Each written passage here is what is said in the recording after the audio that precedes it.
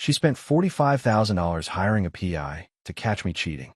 3 months of surveillance, 2 investigators, and a secret plan to destroy me in court. But when the PI demanded an emergency meeting, he looked her dead in the eye and said, "Ma'am, I'm refunding everything. What I found, you don't want to know. My name is James Mitchell. I'm 44 years old, and for the past 18 years, I've been married to a woman I thought I knew. Rachel. Beautiful, sharp-tongued Rachel who could charm customers at our flagship store on Main Street, and then turn around and gut a supplier's quote like she was filleting a fish. We built this business together, or at least that's what I told myself. 2 daughters, Sarah, who's 17 and heading to college next year, and Lily, who just turned 14 and still believes her parents hung the moon. The coffee shop where it all came apart was called Brewster's, one of those places with exposed brick and overpriced lattes. I sat in the corner booth, hands wrapped around a cup I hadn't touched, watching the door. Rachel sat across from me, legs crossed, picking at her manicured nails. She'd been smug all morning, kept checking her phone like she was waiting for Christmas. "He should be here any minute," she said, not looking at me. I didn't respond, just waited. When Lawrence Hayes walked through that door, I knew immediately something had shifted. He wasn't the confident investigator who'd taken Rachel's money 3 months ago. His shoulders were tight, his face pale, and he carried his leather briefcase like it weighed 50 pounds. He spotted us, hesitated for just a moment, then walked over like a man heading to his own execution. He didn't sit down right away, just stood there, briefcase in hand, staring at Rachel. "Ma'am," he said, his voice low and careful, "I'm refunding your full deposit. All $45,000. Rachel blinked. "What?" "I'm deleting everything I found. Every photo, every report, every note." She laughed, but came out wrong, brittle. "Is this some kind of joke? I paid you to follow him for 3 months. Hayes set the briefcase on the table, but didn't open it. His eyes stayed on Rachel. "And I did my job, but I'm not keeping your money." "Why not?" Her voice had an edge now, sharp enough to cut. He glanced at me for the first time, and I saw something in his expression. Not pity. Recognition, maybe, like he'd just figured out which one of us was the hunter and which was the prey. "Because, ma'am," he said quietly, "what I found, you don't want to know. Trust me." The silence that followed felt like standing in a vacuum. Rachel's face went through about 6 different emotions in 3 seconds. Confusion, anger, fear, all flickering like a broken light bulb. "That's not an answer," she said, but her voice had lost its certainty. Hayes picked up his briefcase. "I'll wire the refund today. This case is closed." Rachel grabbed his wrist. "You found something. Tell me. Who is she? Where does he go?" Hayes looked at her hand on his wrist like it was a snake. Then he pulled free, gentle but firm. "This isn't about him, Mrs. Mitchell." And then he walked out. I took a sip of my coffee. It had gone cold, but I barely noticed. Rachel was staring at the door like Hayes might come back and explain it was all a misunderstanding. But he wasn't coming back. Men like Lawrence Hayes don't run from a job unless they've seen something that scares them more than losing $45,000. "What did you do?" Rachel whispered, finally looking at me. I set down my cup. "Me? I went to work. Came home. Fixed the broken fence. Helped Lily with her math homework. Same thing I've done for 18 years. Then why would he?" "Maybe," I said, my voice calm and even, "you should be asking what you did." Her face went pale. Not the kind of pale you get from surprise. The kind you get when you realize you've been standing on thin ice and you just heard it start to splinter beneath your feet. 3 months before that meeting at Brewster's, things looked different. Or maybe they just looked normal because I wasn't paying attention to the right details. It started small. Rachel began watching me like I was a puzzle she couldn't solve. I'd come home from a North Side store after dealing with a supplier dispute, and she'd be standing in the kitchen, arms crossed, staring at me like I just walked in wearing someone else's face. "Long day," she'd ask. "Inventory issues," I'd say, heading to the fridge for a beer. "Your shirt's untucked." I'd look down. It was because I'd been moving boxes for 2 hours. Been working, Ratch. That's what happens. But she'd keep staring, like she was waiting for me to slip up and confess to something I hadn't done. Then came the questions about the truck. Every single day. How many miles today? Or where exactly did you go after the Main Street store? I'd answer honestly because I had nothing to hide, but honest answers weren't what she wanted. She wanted inconsistencies, gaps, proof of something that didn't exist. I found a first clue. She was up to something on a Tuesday. I needed registration papers from her car for the insurance. Popped open the glove box, and there it was. A business card wedged between a protein bar and some old receipts. Lawrence Hayes, Private Investigations. Discreet. Reliable. Results. I stood there in our driveway, holding that card, and something clicked into place. The questions. The watching. The way she started checking my phone when she thought I was asleep, not knowing I'd wake up and see her face lit blue in the dark. I didn't confront her. That's not how you handle someone who's already convinced you're guilty. Instead, I put the car back exactly where I found it and started paying attention. 2 weeks later, I spotted the tail. White sedan, always 3 cars back, always taking the same turns I did. The driver wore a baseball cap, and sunglasses like that made him invisible. Amateur hour. I led him on the most boring routes imaginable. Hardware store to bank. Bank to supply depot. Supply depot home. Same routine, day after day. I called the number on that business card from a burner phone I picked up at one of my stores. Hayes answered on the second ring. "I know you're following me," I said, keeping my voice neutral. Silence on the other end. "Then who is this?" "The guy in the truck you've been tailing for 2 weeks. James Mitchell." More silence. Then a long exhale. "Mr. Mitchell, I'm just doing my job." "I know, and I'm not going to stop you. But I want you to understand something." I paused, watching Rachel through the kitchen window as she paced with her phone pressed to her ear.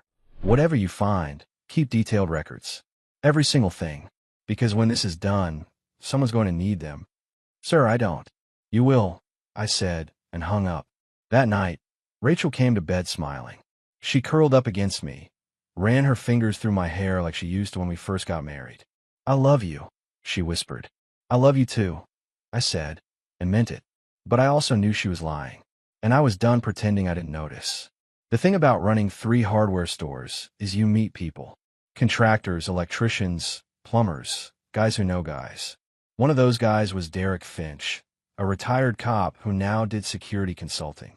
We'd grab breakfast sometimes at the diner on 4th Street, talk business, swap stories about difficult customers.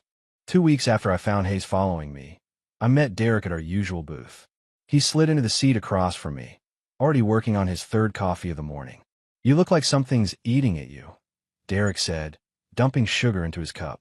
"Got a hypothetical for you," I said. "Say someone hires a PI to follow you. What's the smartest play?" Derek's eyebrows went up. "Rachel." I didn't answer. Didn't need to. He leaned back, studying me. "Hypothetically, you could confront them. Make a scene. That's what most people do." He paused. "Or you could let them dig. See where the shovel hits. And if they're digging in the wrong yard, then they'll figure that out eventually. But here's the thing, Jimmy. People who hire investigators aren't usually wrong about something being off. They're just wrong about what it is." That stuck with me. I paid for breakfast and drove to the Main Street store, where Sarah was helping stock shelves during her summer break before senior year started. She looked up when I walked in, pushing her hair back with hands covered in inventory dust. "Dad, we're running low on the 1/4-inch drill bits again," she said. "I'll call the supplier." I paused by the register. "Your mom seems stressed lately. She say anything to you?" Sarah's expression shifted, just slightly, the way it does when a 17-year-old knows something they're not sure they should share. "She asks about you a lot." "What kind of asks?" "Like, where you go after work. If you mention any names. Whether you seem happy." She set down the box she was holding. "Dad, is everything okay?" I could have lied. Could have said everything was fine. But Sarah was smart, observant. She'd figure out eventually anyway. "Your mother's going through something," I said carefully. "And I'm trying to give her space to work through it. But yeah, everything's okay. I promise." She didn't look convinced, but she nodded and went back to stocking shelves. That afternoon, I was in my office at the warehouse when my phone rang. Unknown number. I answered anyway. "Mr. Mitchell, this is Lawrence Hayes." I leaned back in my chair. "What can I do for you?" "I wanted to let you know, someone else is following me. Professional, not like my usual work. They're watching me watch you." I felt something cold settle in my stomach. My wife hired a second investigator. That would be my guess. She doesn't trust that I'm being honest with her. He paused. "And she's right now to trust me. I've been in contact with someone who knows you." "Derek Finch." "Derek called you?" "Other way around. I called him after you called me. Wanted to know what kind of man I was dealing with." "He vouched for you." Said you were solid. I processed this. Hayes was building insurance, making sure he had cover when this whole thing came apart. Smart. The second investigator, I said. You get a name? Not yet, but I'll find out. And Mr. Mitchell? Whatever your wife thinks she's going to find, she's looking in the wrong direction. You might want to start looking in hers. He hung up before I could respond. I sat there in my office, surrounded by inventory spreadsheets and supplier invoices, and realized the game had just gotten more complicated. Rachel wasn't just suspicious. She was paranoid, and paranoid people made mistakes. I just had to wait for her to make hers. The second investigator made contact 2 days later, not with me directly, but through a message left with my assistant at the Northside store. Client wants to meet. Regarding mutual interests. Cafe Roma, 2 p.m. Thursday. I showed up 15 minutes early, took a corner table with a view of the door, and waited. At exactly 2 p.m., a woman walked in. Mid-40s, professional attire, carrying a slim leather portfolio. She scanned the room, spotted me, and walked over. Mr. Mitchell, I'm Catherine Price. She sat down without waiting for an invitation. I believe we're both investigating the same situation from different angles. You're the one following Hayes. I'm the one your wife hired when she decided she couldn't trust her first investigator. Catherine pulled out a tablet from her portfolio. She's paying me $20,000 for 2 weeks of verification work, making sure Hayes isn't covering for you or taking bribes. And what have you found? That Lawrence Hayes is either the worst PI in Colorado, or he's telling the truth. You're the most boring subject I've ever surveilled. Work, home, hardware stores, one poker night with the guys at Derek Finch's house. She paused. Your wife, on the other hand, is significantly more interesting. I felt my pulse quicken, but kept my voice level. How so? Catherine turned the tablet toward me. On the screen was a photo of Rachel standing outside a wine bar downtown. She wasn't alone. A man in an expensive suit had his hand on her lower back, leaning in close to say something that made her laugh. His name is Philip Stanton, Catherine said. Commercial real estate developer. Married. 2 kids. And according to phone records I shouldn't have been able to access but did anyway, he's been in contact with your wife at least 3 times a week for the past 8 months. I stared at the photo. Rachel was wearing the blue dress she'd bought for our anniversary last year. The one she said made her feel beautiful. She was wearing it for him. There's more, Catherine continued, swiping to another image. Bank transfer records. Your wife opened an account under her sister's name. Laura Mitchell, correct? Yeah. $42,000 have been moved into that account over the past 6 months. Small transfers, $2,000 to $3,000 at a time, all from your business accounts. She looked at me. You sign off on those? No. My voice came out harder than I intended. I don't. Catherine closed the portfolio. Mr. Mitchell, I'm going to be direct. Your wife hired me to prove you're hiding something. But the only person hiding anything is her. And I think you already knew that. What are you going to tell her? Nothing. Yet. She stood. I'm going to finish my 2 weeks, compile a complete report, and then I'm going to hand it to both of you at the same time. Let her explain it in front of witnesses. She picked up her portfolio. Unless you want to handle this differently. I thought about that. About 18 years of marriage. About Sarah and Lily. About every morning I'd made coffee, and every night I'd come home to a woman who was stealing from me while accusing me of betrayal. No, I said. Do it your way. Documentation matters. Catherine nodded. One more thing. Philip Stanton? He's not just some random affair. He's trying to buy commercial property near your Main Street store. He's been talking to your wife about purchasing it. Your store, Mr. Mitchell. She's planning to sell it out from under you. After she left, I sat there for a long time, staring at my cold coffee. Rachel wasn't just cheating.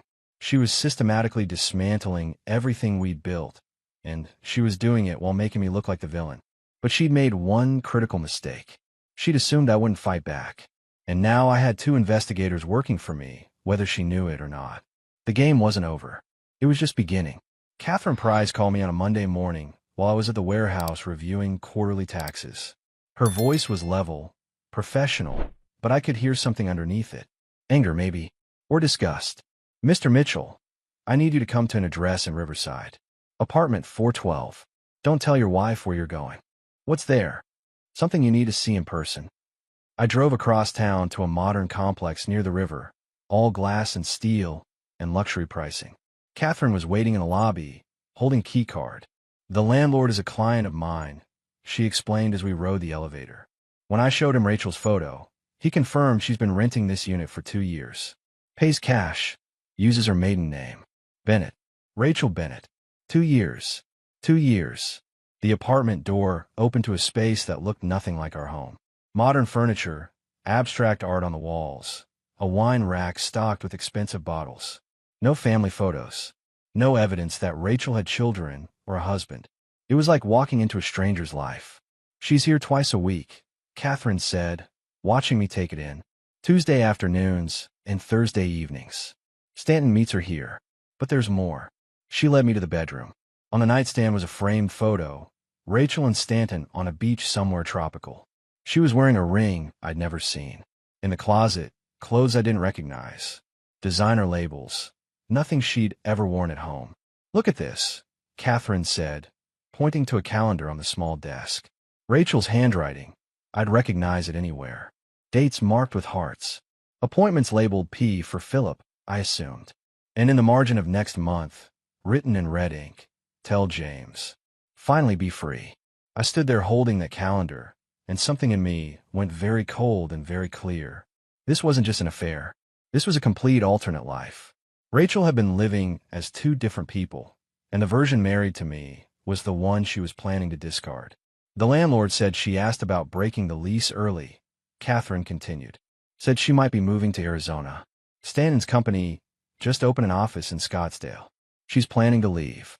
More than that, she's planning to take enough money from you to start fresh with him. The stolen funds, the store sale, probably half of everything else in divorce court. She's been building an exit strategy for 2 years, James. This apartment is proof of premeditation. I walked through each room, documenting everything with my phone. Photos of the calendar, the clothes, the wine rack with bottles that cost more than my monthly grocery bill.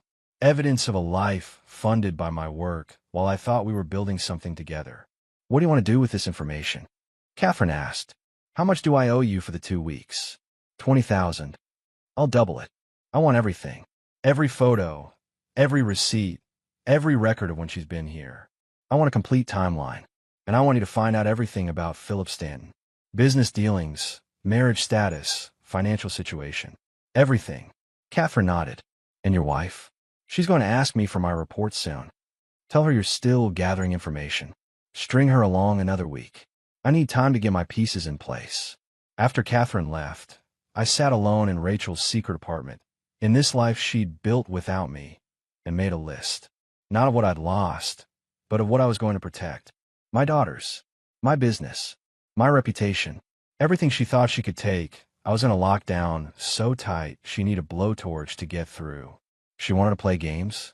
Fine. But she'd forgotten who taught her how to run a business in the first place. I've been building and protecting things since before I met her, and I sure as hell wasn't going to stop now. I locked the apartment behind me and drove back to the warehouse. Time to make some calls, starting with my lawyer, then my accountant, then my bank. Rachel thought she had this all figured out. She was about to learn she'd miscalculated badly. My grandmother died when I was 23, left me a collection of antiques she'd spent her whole life gathering. Depression-era furniture, vintage clocks, a set of china from the 1800s that she swore came over from England with her great-grandmother. When Rachel and I got married, those pieces went into our home. She always said they gave the place character. Turns out she meant they gave her spending money. I discovered it by accident, scrolling through an estate sale website looking for tools for the store.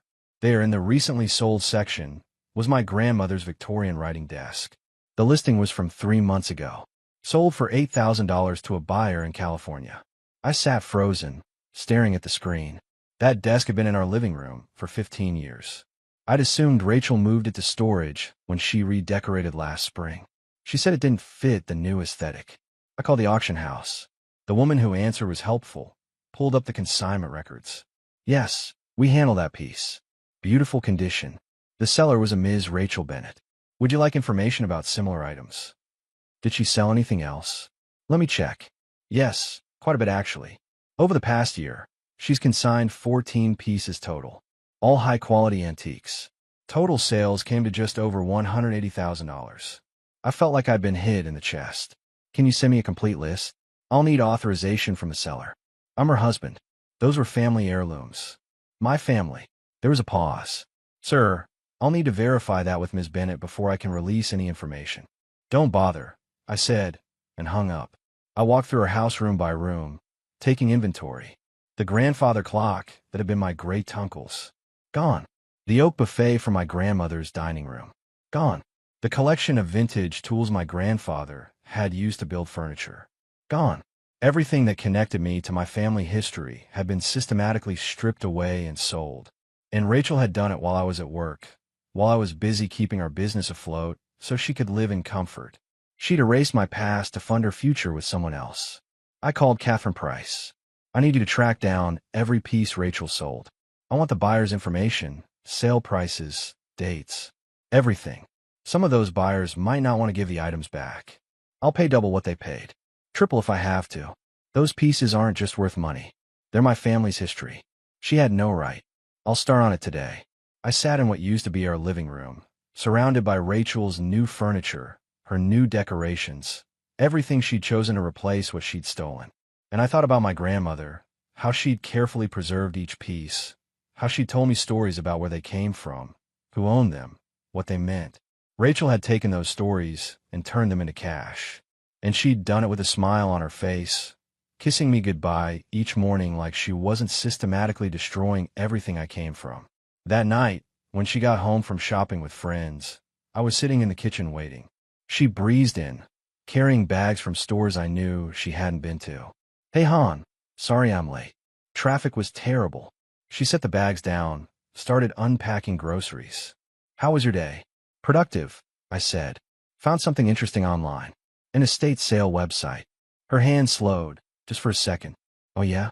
Find anything good? Actually, I found something that used to be mine. Victorian writing desk. Sold 3 months ago for $8,000. She turned, her face carefully neutral. That's nice. It was my grandmother's desk, Rachel. The one that was in our living room. Oh, she went back to unpacking groceries. I'm going to tell you about that. It needed repairs and the guy I took it to said it would cost more to fix than it was worth. So I sold it. Figure we could use the money. Funny thing is, the auction house said it was in beautiful condition. And they said you sold 13 other pieces too. All mine. All from my family. Her hand stopped completely this time. James. $180,000, Rachel. That's what my family's history was worth to you. Did it feel good? Selling off pieces of my past to fund whatever you've been planning. She turned to face me, and for the first time, I saw fear in her eyes. You're twisting this. No, I said, standing. I'm just finally seeing it clearly. And we're going to have a conversation about where that money went. All of it. Tonight. Rachel's attorney called my office on a Tuesday. My secretary put him through without warning, probably because she didn't recognize the threat in a polite voice asking for Mr. Mitchell. James, this is David Thornton. I represent your wife in a confidential matter. She's asked me to reach out regarding a potential amicable separation. I leaned back in my chair, watching traffic through my window. Amicable. That's an interesting word choice. We'd like to avoid court if possible. Keep things private, dignified. I understand you have a prenuptial agreement. We do. Rachel would like to discuss terms for dissolving the marriage. She's prepared to be reasonable about asset division if you're willing to cooperate. How reasonable? She's asking for the house, half the value of the business, and primary custody of both daughters with reasonable visitation for you. I almost laughed. That's what she calls reasonable. Mr. Mitchell, I think you'll find that fighting this in court will be far more expensive and damaging than settling now. Discovery can be very unpleasant for everyone involved. Discovery, I repeated. You mean the part where we exchange evidence and documents? Where everything gets put on the record? Exactly. Which is why an amicable settlement. Tell Rachel I'll see her in court, I said, and hung up. 2 hours later, I was sitting across from my own attorney, Paul Henderson, a man who'd handled business contracts for me for 10 years. Paul was 60, gray-haired, and had a reputation for being methodical and ruthless in equal measure. They're testing you, Paul said after I explained the call, seeing if you'll panic and settle before things get ugly. Things are already ugly. They're about to get uglier. We need to file first, James. Control the narrative. And we need to include everything you found. The affair, the stolen money, the fake identity with the apartment, the sale of your family heirlooms. All of it. What about the prenup? Paul pulled out his copy, the one we'd reviewed when Rachel and I first got married. He flipped to page 7, section D. This clause right here. It states that in the event of adultery, fraud, or financial malfeasance during the marriage, the prenuptial protections are void and all marital assets default to the non-offending party. I remember arguing about that clause. Rachel's lawyer insisted on it, said it protected both of us from bad behavior. She protected you and didn't realize it, because under this clause, she gets nothing. The house stays yours, the business stays yours. Even her separate accounts can be frozen pending investigation of the stolen funds. Paul looked up. James, if we play this right, Rachel walks away with exactly what she deserves. Nothing. And the girls. Sarah's 17, old enough to choose who she lives with. Lily's 14, so the court will consider her wishes but not guarantee them. With the evidence of Rachel's affair and her stealing from the family, you'll have strong grounds for primary custody. I sat there processing it. 18 years of marriage, ending not with a whimper, but with a legal nuclear strike. What do we do first? We file tomorrow. Divorce on grounds of adultery and fraud. We'll attach preliminary evidence, enough to show we're serious, but not everything. Let her lawyer think they can still negotiate. Paul opened his briefcase and pulled out a thick folder. Then we serve her. Publicly if possible. Publicly. At her apartment in Riverside. Make sure she understands we know everything. Shock and awe, James. We hit her so hard, she doesn't have time to hide more assets or create more lies. I thought about Rachel, probably at that apartment right now, planning her new life with Stanton, confident she had everything under control. She had no idea the trap was already closing. Do it, I said. File everything. There's one more thing. Paul slid a document across the desk. We should include a request for a forensic accounting of all business finances for the past 5 years. If she's stolen $180,000, there might be more we haven't found. How much could she have taken? We won't know until we audit everything. But James, be prepared. People who steal once usually steal multiple times. The number could be significantly higher. I signed the papers Paul put in front of me, each signature feeling like closing a door that would never open again. Tomorrow, Rachel will be served with divorce papers. And the day after that, her whole carefully constructed plan would start falling apart. She wanted to play games with investigators and secret apartments and stolen heirlooms. Fine. But she'd forgotten I spent 20 years building businesses from nothing. And I knew how to tear things down just as efficiently. The papers were served at 3 p.m. on a Wednesday. I know because Catherine Price called me the moment it happened. The process server just left Rachel's apartment. She's been served. And James, she did not take it well. Define not well. She threw the papers at him and slammed the door. Then she called someone, probably Stanton, and I could hear her screaming through the walls. Something about you ruining everything. Good. She left the apartment 20 minutes ago. Driving fast, erratic. I'm following her, but I think she's heading to your house. I was already in my truck, pulling out of the hardware store parking lot. I'll meet her there. I beat her home by 5 minutes. Long enough to call Sarah and tell her to take Lily to her friend's house and stay there until I called. Sarah heard something in my voice because she didn't argue, just grabbed her sister and left. Rachel's car screamed into the driveway 10 minutes later. She burst through the front door like a hurricane, papers clutched in her hand, face red and streaked with tears. How dare you? She threw the divorce papers at me. They scattered across the floor. You had me served at the apartment? You've been following me. You hired 2 investigators to follow me, I said calmly. Seems only fair. This is insane. Adultery? Fraud? You're trying to destroy me. No, Rachel. I'm trying to protect what's mine. There's a difference. She paced back and forth, hands shaking. We can fix this. We can go to counseling, work through whatever's going on. You don't have to do this. You sold my grandmother's belongings. $180,000 worth of my family history. You stole money from our business accounts. You've been living in a secret apartment for 2 years. I picked up one of the papers she'd thrown. And you've been planning to leave me for Philip Stanton. So no, Rachel, we can't fix this. That apartment, it's not what you think. It's exactly what I think. I've been inside. I've seen the photos, the calendar, the plans. I know everything. Her face went pale. You broke into my apartment. The landlord let me in. Turns out when you explain that your wife is hiding assets and planning to flee the state, people become cooperative. Rachel sat down hard on the couch, like her legs had given out. What do you want? I want you out of this house by Friday. I want every penny you stole returned. And I want primary custody of both girls. You can't take my daughters. I'm not taking them. You lost them when you decided Philip Stanton was more important than your family. I walked to the kitchen, came back with a bottle of water, set it on the table in front of her. Not kind, just practical. Paul's filing an emergency custody motion tomorrow morning. The evidence of your affair, the stolen money, the secret apartment, it all shows you're not stable. Judge will probably grant temporary custody to me pending a full hearing. James, please.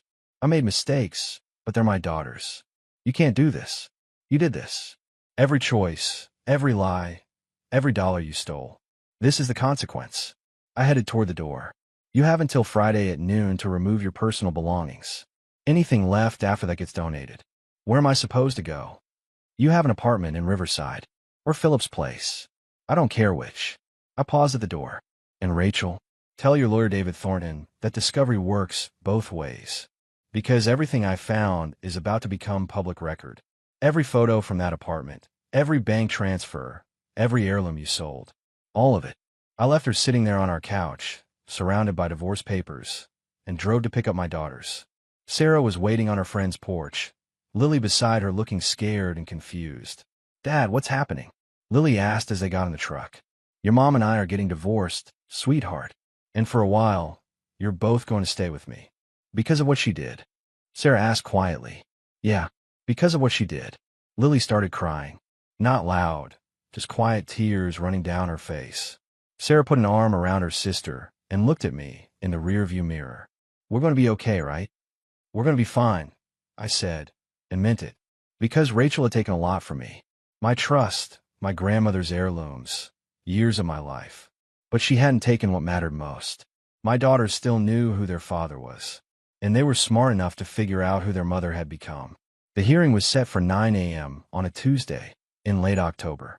The courthouse smelled like old wood and nervous sweat, filled with people waiting for their turn in front of a judge who would decide their futures in 15-minute increments. Rachel arrived with David Thornton, her attorney, looking put together in a navy suit but with dark circles under her eyes that makeup couldn't quite hide. She didn't look at me as she took her seat across the aisle. Philip Stanton wasn't with her. Apparently, he decided to keep his distance once legal documents started flying. Judge Patricia Aldrich entered exactly at 9. She was 60, gray hair pulled back tight, reading glasses on a chain around her neck. Paul had told me she had a reputation for not tolerating nonsense from anyone.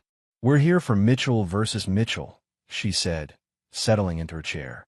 Dissolution of marriage, temporary custody arrangements, and emergency financial orders. Mr. Henderson, you filed. Start talking. Paul stood, organized as always. Your Honor, we're asking for immediate temporary custody of both minor children, a freeze on all joint accounts, and an order preventing the respondent from disposing of any marital assets. We have substantial evidence of adultery, financial fraud, and asset concealment. That's a serious accusation, Judge Aldrich said. I hope you can back it up. We can, Your Honor. Paul pulled out the first exhibit. Photos from Rachel's apartment. The calendar with Tell James. Finally be free, written in red ink. Bank statements showing transfers to accounts under her sister's name. Receipts from the auction house where she'd sold my grandmother's belongings. Thornton tried to object. Your Honor, this evidence was obtained without proper consent. The apartment was accessed without my client's knowledge. The landlord granted access. Paul interrupted. Mr. Mitchell had legitimate concerns about asset concealment. The landlord cooperated voluntarily. Judge Aldrich held up a hand. I'll review admissibility later. Right now I want to hear what you've got. Continue, Mr. Henderson. Paul laid it out systematically. The affair with Philip Stanton spanning 8 months. The secret apartment rented under her maiden name for 2 years. $42,000 stolen from business accounts. $180,000 in family heirlooms sold without my knowledge or consent. Plans to sell the Main Street store to Stanton's development company and flee to Arizona.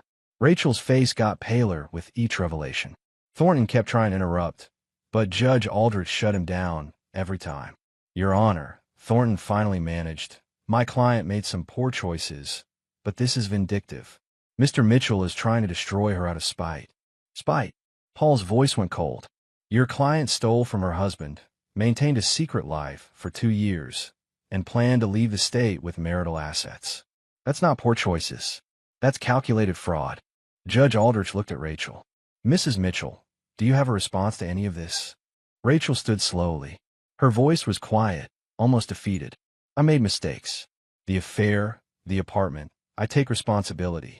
But those heirlooms, James never cared about them. They were just sitting in storage. And the money I took, I was planning to pay it back once the divorce was settled.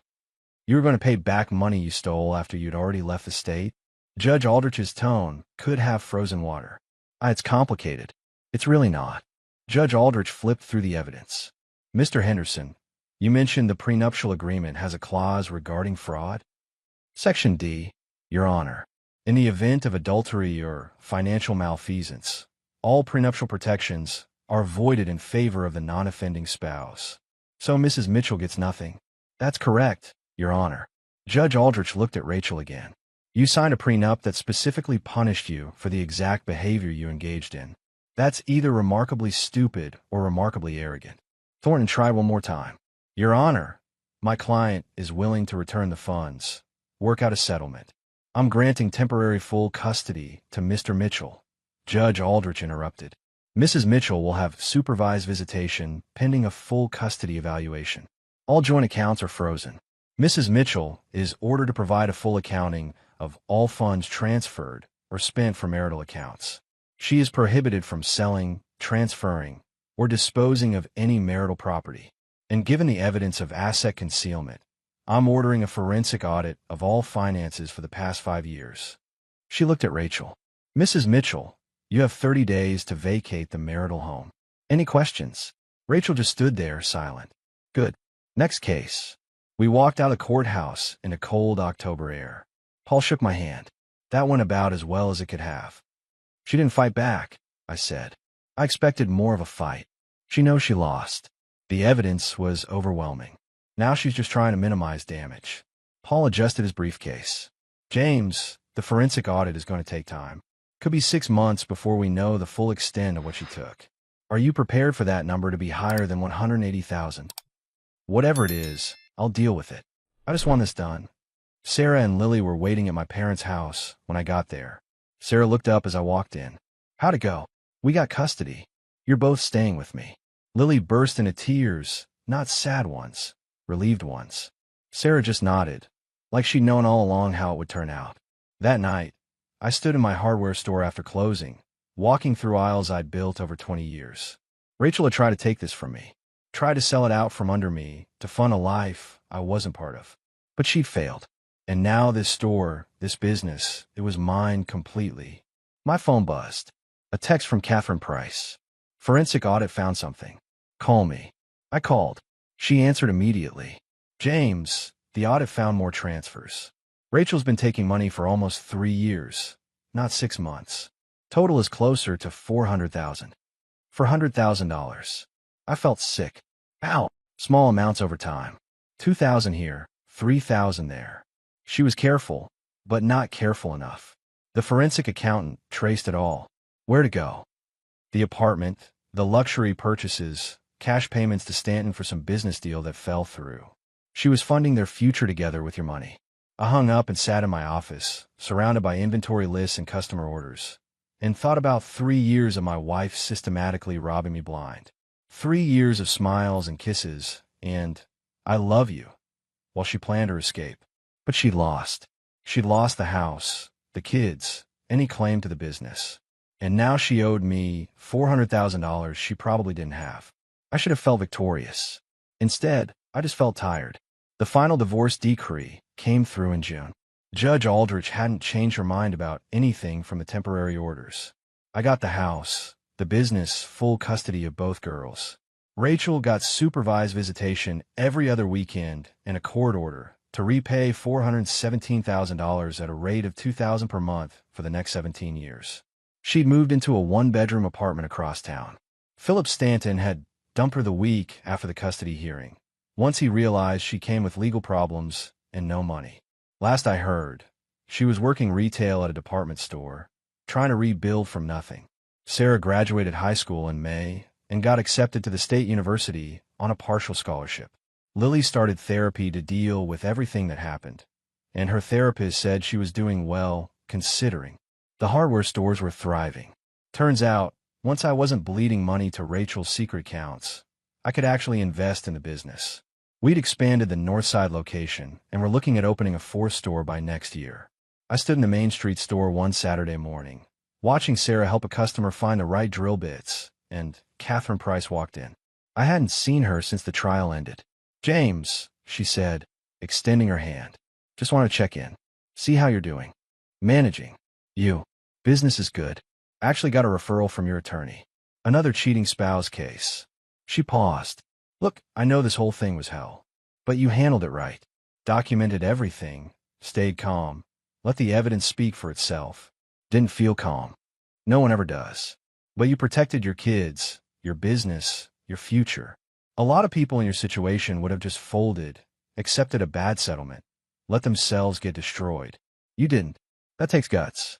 After she left, I thought about that. Guts. Maybe. Or maybe just stubbornness.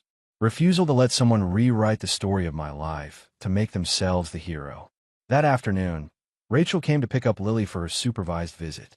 The court-appointed supervisor waited in her car while Rachel came to the door. She looked older now, tired in a way that makeup couldn't fix. "Hey," she said quietly. "Lily will be right down," I said, not moving from the doorway.